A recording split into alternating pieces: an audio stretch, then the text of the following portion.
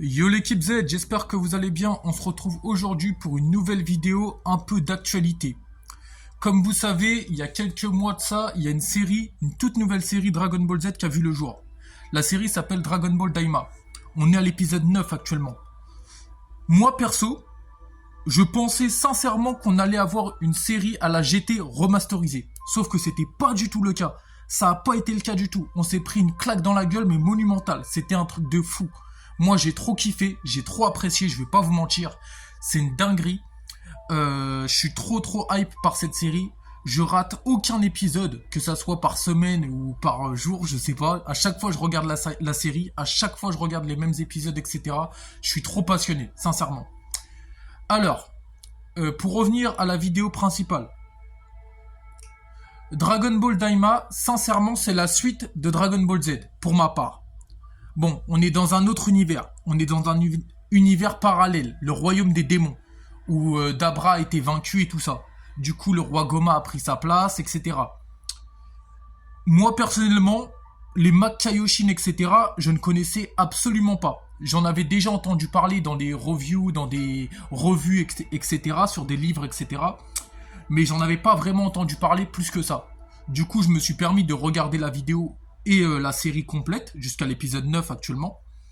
Et je dois avouer que c'est vraiment pas mal. Cet univers-là est vraiment fascinant. Assez mystérieux parce qu'il y a des personnages assez mystiques et assez comment on va dire, assez suspects, on va dire. Voilà. Mais par contre, comme on peut voir, il peut y avoir de tout et n'importe quoi. Du coup, il y a des Majin, il y a des Sabaiman, il y a des Goku, il y a des Vegeta, il y a des Glorio, il y a plein de trucs, c'est un truc de fou. Et encore là, on est qu'au début de la série, hein. On est qu'au début, l'équipe. On est qu'au début. On est à l'épisode 9 et on a déjà quelques éléments concrétisés sur Dragon Ball Daima, c'est-à-dire le Super Saiyan Goku. On n'a pas vu encore Vegeta se transformer en Super Saiyan, si je me trompe pas. On a vu des vaisseaux pour des transports entre le royaume des démons et le monde de Goku. On a vu Goku se taper avec son bâton magique, comme vous pouvez voir dans la vidéo. On a vu le Piccolo Daimao. On a vu aussi un Namek super spécial, super fascinant, mais très mystérieux. Au tout premier épisode, quand il rassemble les Dragon Ball, je sais pas qui c'est celui-là, mais il a un pouvoir exceptionnel. Je me demande qui c'est d'ailleurs. On a eu quelques informations sur ce personnage. Soi-disant, c'est lui qui avait créé les toutes premières Dragon Ball dans le monde des démons, dans le royaume des démons plutôt. Moi personnellement, Dragon Ball Daima c'est une très belle série, très bonne série, sincèrement. Je sais pas ce que vous en pensez. Pour ma part, c'est vraiment un très bon commencement, un très bon début, bien concrétisé avec des informations réelles et vérifiées. On a aussi des réponses qu'on se posait sur Dragon Ball Z, sur par exemple la durée des Potara, comment Kibito, Shin et puis... Kibito et Shin se sont séparés au niveau de la fusion, etc. On a eu quelques réponses à ce propos, et ça c'est vraiment très impressionnant. Mais moi personnellement, je suis vraiment hype, voilà. Je tenais juste à vous dire ça la team.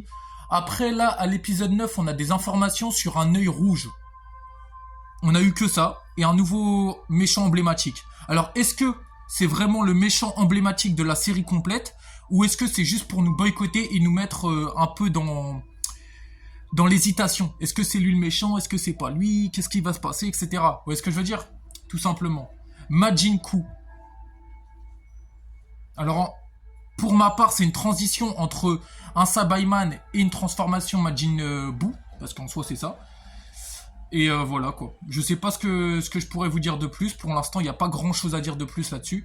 Mais moi, personnellement, cette série-là est vraiment très intéressante. À voir par la suite, si ça va vraiment continuer sur cette lancée. Mais bravo à Sensei Toriyama. Bravo à toi, bravo à toi, bravo à toi. Tu peux reposer en paix, tranquille. T'as fait ton taf, tu nous as toujours assuré une vérification, une animation spectaculaire. Dragon Ball, ça a bercé tellement d'enfance, tellement de générations, qu'aujourd'hui, Dragon Ball, c'est connu mondialement.